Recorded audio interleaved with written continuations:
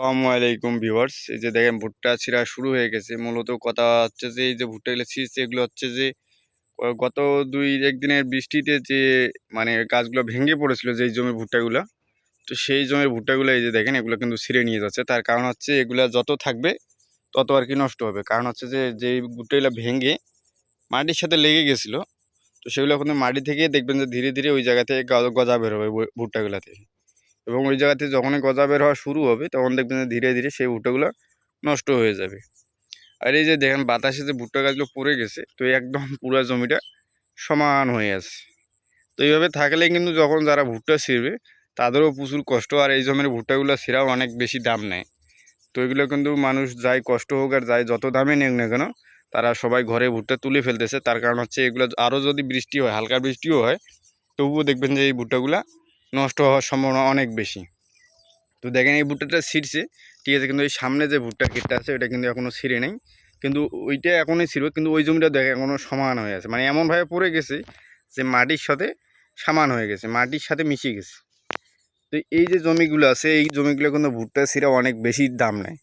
কারণ হচ্ছে এই ভুট্টাগুলো একটা একটা করে গাছ তুলে তারপর ভুট্টা ছিঁড়াতে হয়। আর যেই গাছগুলো দাঁড়াই থাকে সেগুলো ওনারা দেখবেন যে লাইন বাই লাইন দেখবেন সোজাসুজিভাবে ভুট্টাগুলো ছিঁড়তে পারে। আর এই ভুট্টাগুলো কিন্তু আপনার লাইন বাই লাইন ছিঁড়ায় কোনো বুদ্ধি নেই। কারণটা হচ্ছে যে এই যে গাছগুলো সব এলোমেলোভাবে পড়ে গেছে, কোন গাছ কোন গাছের উপর পড়ছে তার কোনো ঠিক নেই। তো এই কারণেই কিন্তু এই সমস্যাগুলো হয়ে থাকে।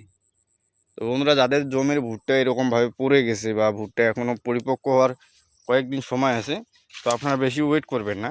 কারণ এই ভুট্টাগুলো কিন্তু আপনার জমিতে রাখাটা ঠিক না। আপনারা জমিতে যত রাখবেন তত ভুট্টাগুলা নষ্ট হওয়ার সম্ভাবনাটা বেশি থাকে। একটি ভুট্টার মাথা যদি আপনার মাটিতে লেগে থাকে, তো সেই ভুট্টাটা থেকে দেখবেন যে কিছুদিনের মধ্যে গজা বের হবে, কারণ ভুট্টাটা আপনার পরিপক্ক হয়ে গেছে। পাশাপাশি মাটি থেকে যখনই রসটা টানা শুরু করবে তখনই কিন্তু আপনার মানে ভুট্টাটা থেকে গজা বের হওয়া শুরু হবে।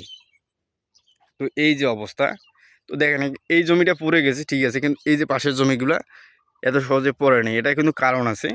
তো যাদের জমিতে দেখবেন যে ভুট্টা লাগানোর সময় অনেক বেশি ঘন করে লাগায়, মানে ভুট্টার গাছের দূরত্ব খুব কম দেয়, এতে করে গাছটা কিন্তু আলো বাতাস কম পায়, পাশাপাশি গাছের গোড়ায় শক্তি কম থাকে।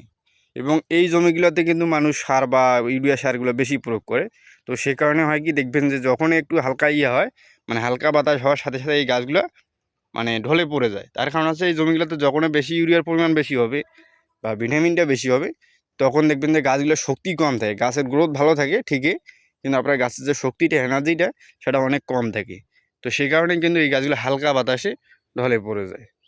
তো বন্ধুরা, যাদের জমিতে এরকম সমস্যা আছে বা ঢলে পড়ে গেছে, গাছ হেলে পড়ে গেছে, তারা অবশ্যই ভুট্টা আগাম তোলার চেষ্টা করবেন, তাহলে কিন্তু ফলনটা আপনারা ভালো ফলনই পাবেন। তো বন্ধুরা, আজকে পর্যন্তই। সবাই ভালো থাকবেন। ভিডিওটি ভালো লাগলে অবশ্যই আমার চ্যানেলটি সাবস্ক্রাইব করে রাখবেন। আসসালামু আলাইকুম।